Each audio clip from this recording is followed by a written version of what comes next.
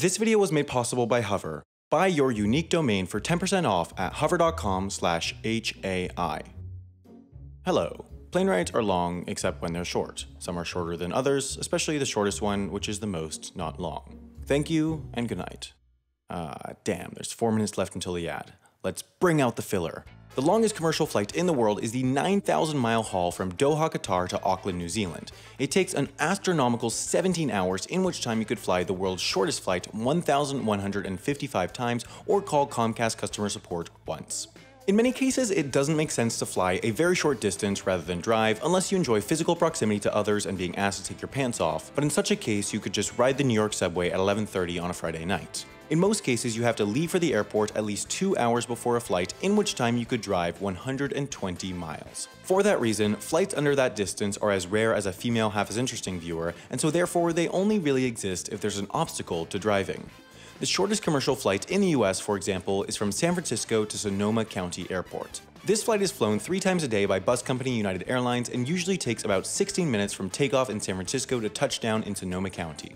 At best, the drive between these two places takes only an hour and 15 minutes, but at worst, the heat death of the universe happens and you never make it. The flight costs a minimum of $354 one way, which are prices high enough that you'd think these planes would fly empty. United Airlines has, though, with its 92 years of experience, learned that flying planes empty is bad for business.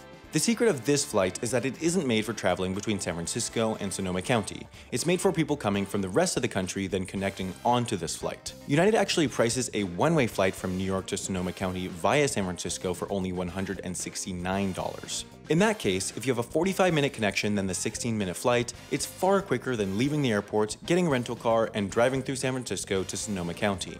Now, that's enough talk of United. I want this video to take off, and United's just not very good at that. While the Sonoma County flight is short, it's longer than 7 feet. It's also longer than the shortest flight. All the world's shortest flights are to or from islands, as cars don't work well on water, boats are slow, and so even the shortest flights to islands make sense.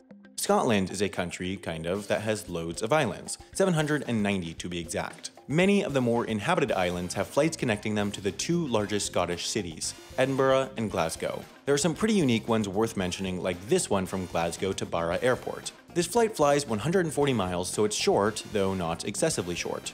More than any other airport, pilots have reported that Barra Airport is a beach to land at. As in, it's difficult, but also that its runway is just a beach. It has a terminal and everything, but it's the only commercial airport in the world where planes land on the beach, and of course, the runway only exists for a few hours per day as the planes can only land at low tide.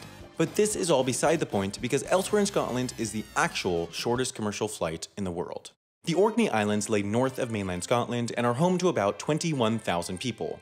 They're a relatively unknown bit of the UK despite being inhabited for over 8,500 years. The population of the Orkneys is well spread out across the islands, and some of the more isolated ones like Papa Westray have only 90 residents and no more than 1 small store. For healthcare, and in many cases school, people have to go to the capital of the Orkneys, Kirkwall. There are boats to there, but the fastest option to get between the islands is a rocket. Barring that, the number 2 option is by plane. On Mondays, for example, a plane leaves Kirkwall at 8:40 a.m., then 13 minutes later, after traveling 27 miles, it touches down in Westray. Soon after, at 9:01, it takes off on what is the shortest commercial flight in the world. The destination airport, Papa Westray, is a mere 1.5 miles away across a narrow body of water, so this flight takes as little as 53 seconds and crosses a distance shorter than a typical airport runway, definitively making it the shortest flight in the world.